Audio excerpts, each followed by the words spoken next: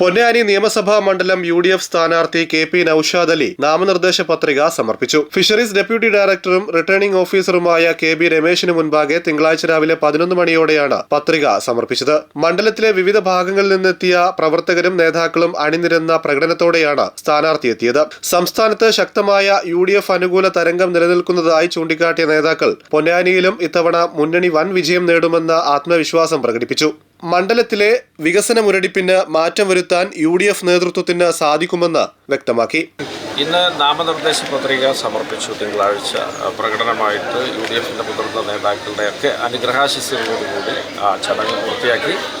തീർച്ചയായിട്ടും ഐക്യജനാധിപത്യ മുന്നണിയുടെ ഒരു തിരിച്ചുവരവിനെ കേളികൊട്ടുയരുന്നതിൻ്റെ വ്യത്യസ്തങ്ങളായ കാഴ്ചകളാണ് പൊന്നാനിയിൽ നിന്നുടനീളം നമ്മൾ കണ്ടുകൊണ്ടിരിക്കുന്നത്.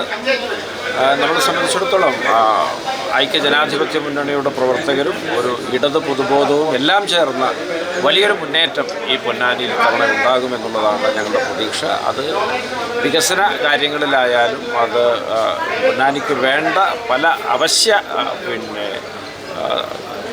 മേഖലയിലേക്ക് അപര്യാപ്തതകളായാലും ഒക്കെ അതൊക്കെ ഊന്നിക്കൊണ്ടാണ് ജനങ്ങൾ അത്തരത്തിലൊരു നിലപാടിലേക്ക് പോകുന്നത് എന്നാണ് ഞാൻ മനസ്സിലാക്കുന്നത്.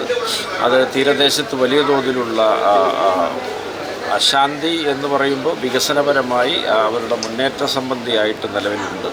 അവിടെ കടൽ ഭിത്തിക്ക് ഒരു കല്ലിട്ടിട്ട് 10 വർഷത്തിലധികമായി. അവിടെ പട്ടയമില്ല, പട്ടയമുള്ളവർക്ക് അവിടെ ലോൺ കിട്ടുന്നില്ല. 1000-ലധികം ഓലക്കുടിലുകളാണ്. പൊന്നാനി വലിയ പ്രതാപമുണ്ട് എന്ന് പറയുമ്പോഴും ഈ 1000-ലധികം വരുന്ന ഓലക്കുടിലുകൾ ഈ തീരദേശത്ത് അത് പൊന്നാനിയുടെ മുഖത്ത് ഒരു കറുത്ത പാടാണ്. അത് നമുക്ക് മാറ്റിയെടുക്കേണ്ടതുണ്ട്. UDF മലപ്പുറം ജില്ലാ കൺവീനർ അഷ്റഫ് കോക്കൂർ, UDF മണ്ഡലം ചെയർമാൻ PP യൂസഫ് അലി, മണ്ഡലം കൺവീനർ ഷംസു കല്ലാട്ടയിൽ, മുൻ MP C Haridas, Ponnani urban bank chairman MV Sreedharan master എന്നിവർ സ്ഥാനാർത്ഥിയോടൊപ്പം ഉണ്ടായിരുന്നു.